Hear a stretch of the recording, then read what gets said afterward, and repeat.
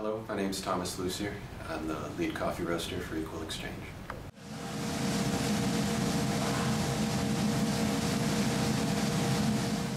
Well, it's really eye-opening for one thing, to be able to see where the coffee's grown, to be able to hike up a mountain for a couple of hours and actually spend some time among the trees just finding out what a ripe cherry actually looks like, tasting it, throwing it in your mouth and feeling the mucilage as you bite through and find the actual coffee seed inside.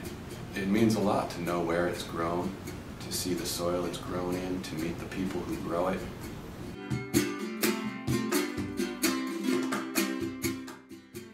I'm Phyllis Robinson. I'm the Education and Campaigns Manager at Equal Exchange. I don't think it's possible to imagine how labor-intensive growing good quality coffee is. And when you see what the farmers do every step of the way, from planting the seedlings to picking the cherries, depulping, drying the beans, and then sending them off to the mill, it's one of the most labor-intensive activities I've ever seen. And you really do appreciate their work and what fair trade means to them in return. My name is Brian O'Connell. I'm a sales representative at Equal Exchange.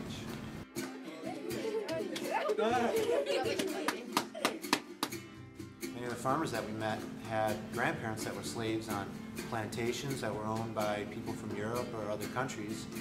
And now, even though they're still working really, really hard and make a very small profit on their labor, they have control over their own business. They have ownership over their own warehouses, fleets of trucks, and offices, and also educate themselves and the members of the cooperatives to better understand the financial and economic realities of their business.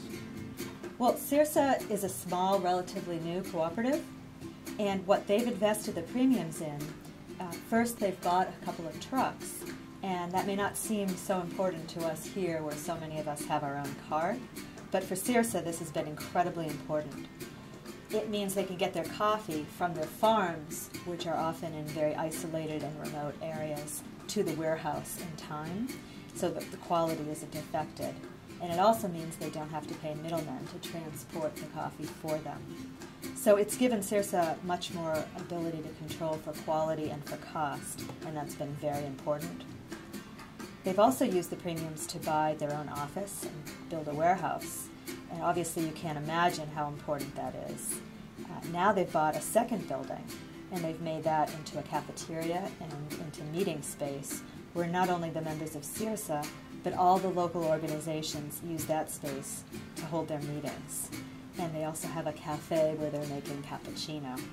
It's an important part of our education to really know the people, to really say that I have gone to origin and created a relationship.